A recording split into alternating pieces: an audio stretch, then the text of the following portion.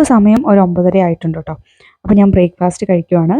ശരിക്കും നമ്മൾ പൂരിയുടെ കൂടെ വെജിറ്റബിൾ കറി ഉണ്ട് കേട്ടോ. പക്ഷേ എനിക്ക് എപ്പോഴും പൂരിയുടെ കൂടെ പഞ്ചസാര കഴിക്കുന്നത് ഭയങ്കര ഇഷ്ടമാണ്.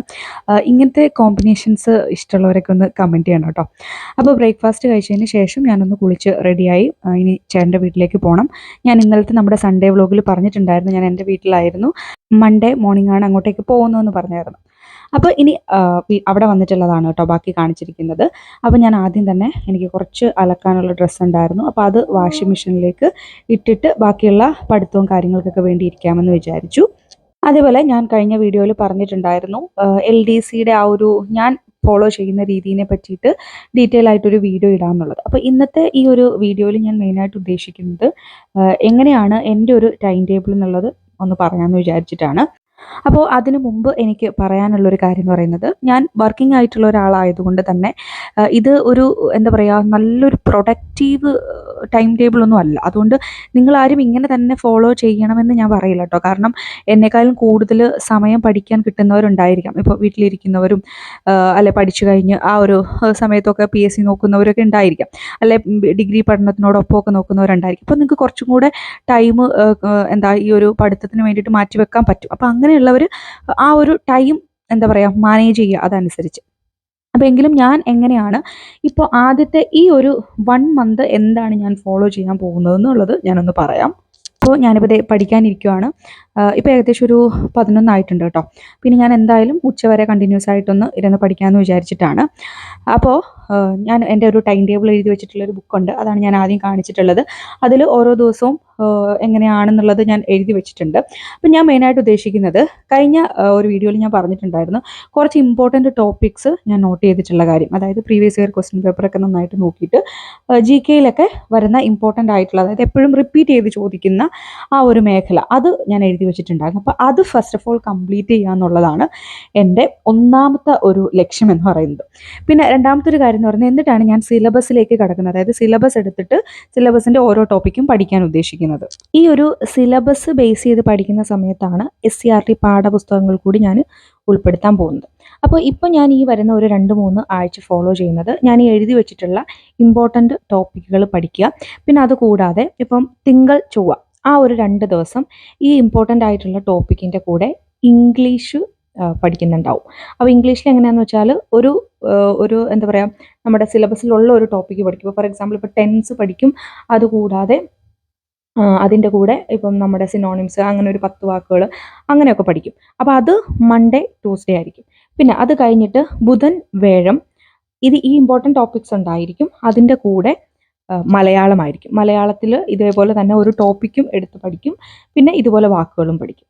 പിന്നെ വെള്ളി ശനി ഈ 2 ദിവസം ഇമ്പോർട്ടൻറ്റ് ടോപ്പിക് ഉണ്ട്, പ്ലസ് അതിൻ്റെ കൂടെ ഇംഗ്ലീഷും മലയാളവും ജസ്റ്റ് നമ്മുടെ ആ ഒരു 10 വേർഡ്സ് പഠിക്കും. ഇപ്പോൾ സിനോണിംസോ അതേതാണോ പഠിച്ചുകൊണ്ടിരിക്കുന്നത് അത് തന്നെ പഠിക്കും. അതിൻ്റെ കൂടെ മാത്സ് ആണ് നമ്മൾ ടോപ്പിക്കായിട്ട് എടുക്കാൻ പോകുന്നത്. മാത്സും അതേപോലെ കറണ്ട് അഫയേഴ്സും നോക്കാമെന്നാണ് ഞാൻ വിചാരിക്കുന്നത്.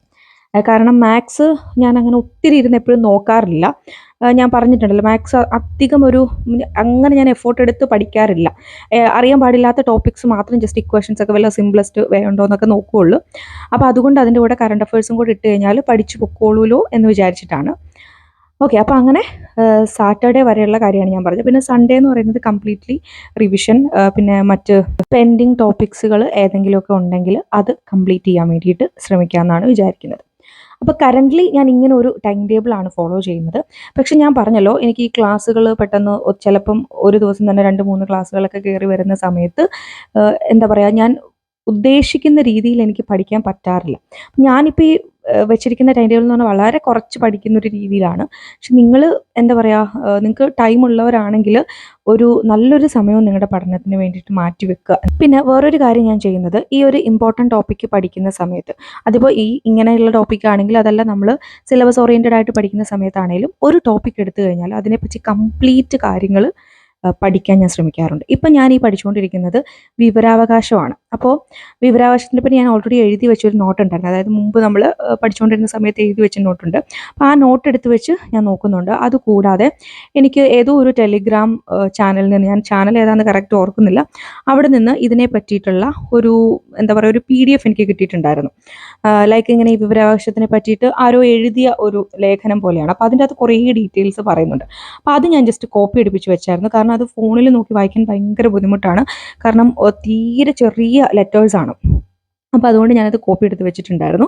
പിന്നെ അത് മൊത്തം നമുക്ക് പഠിക്കാനുള്ളതല്ല, അതിൽ നിന്ന് ജസ്റ്റ് വായിച്ച് ഇമ്പോർട്ടൻ്റ് ആയിട്ടുള്ള പോയിന്റ് മാത്രം നമ്മൾ നമ്മുടെ നോട്ടിലേക്ക് ഒന്ന് ആഡ് ചെയ്യുക, അല്ലെങ്കിൽ ആ ഒരു ഇതിൽ തന്നെ ഒന്ന് അടയാളപ്പെടുത്തി വെക്കുക. കാരണം പലപ്പോഴും ഇതിൽ നിന്ന് സ്റ്റേറ്റ്മെന്റ് രീതിയിൽ ക്വസ്റ്റ്യൻസ് ചോദിച്ചിട്ടുണ്ട്. അത് നമ്മുടെ പല ഗൈഡുകളിലും ഒന്നും ഇല്ലാത്ത ക്വസ്റ്റ്യൻസ് ആണ് സ്റ്റേറ്റ്മെന്റ് രീതിയിൽ ചോദിക്കാറുള്ളത്. അപ്പം മാക്സിമം നമുക്ക് അവൈലബിൾ ആയിട്ടുള്ള എല്ലാ സോഴ്സിൽ നിന്നും ഓരോ എക്സ്ട്രാ നോട്ടുകൾ കളക്ട് ചെയ്യുക എന്നുള്ളതാണ്. ഓക്കെ, അപ്പോൾ ഞാൻ ഇങ്ങനെയൊക്കെയാണ് ഇപ്പോൾ തൽക്കാലം ഈ ഒരു രീതിയിൽ പോകാമെന്ന് വിചാരിക്കുന്നു. പിന്നെ ഞാൻ ഇത്ര അവേഴ്സ് പഠിക്കുന്നു എന്നുള്ള രീതിയിൽ ഇതുവരെ വെച്ചിട്ടില്ല. കാരണം ഞാൻ പറഞ്ഞല്ലോ, എൻ്റെ ആ ഒരു ക്ലാസ്സിൻ്റെ ടൈം അനുസരിച്ച് അത് അങ്ങോട്ടും ഇങ്ങോട്ടും ഒക്കെ വേരിയിങ് ആണ്. അപ്പോൾ അത് ഞാൻ എന്തായാലും ഈ ഒരു 1 മന്ത് ഈ ഒരു രീതി എനിക്ക് എത്രമാത്രം കറക്റ്റായിട്ട് ഫോളോ ചെയ്യാൻ പറ്റും എന്ന് നോക്കണം. അതനുസരിച്ച് വേണം ഇനി മുന്നോട്ടുള്ള ടൈം ടേബിൾ സെറ്റ് ചെയ്യാൻ. അപ്പോൾ ഇതാണ് കേട്ടോ LDC ഞാൻ ഇപ്പോൾ തുടങ്ങിയിട്ടുള്ള ഒരു പ്ലാൻ എന്ന് പറയുന്നത് ഇതാണ്. പിന്നെ വേറൊരു കാര്യം എൻ്റെ അടുത്ത് ചോദിച്ചത്, നമ്മുടെ PSC ക്ലൈംബർ എന്നുള്ള ചാനലിൽ LDCക്ക് വേണ്ടിയിട്ടുള്ള ക്ലാസ്സുകൾ ഇട്ട് തുടങ്ങുമോ എന്നുള്ളതായിരുന്നു. അപ്പോൾ സത്യം പറഞ്ഞാൽ എൻ്റെ മനസ്സിൽ ഒരുപാട് പ്ലാനുകൾ ഉണ്ടായിരുന്നു ആ ഒരു ചാനൽ തുടങ്ങിയ സമയത്ത്.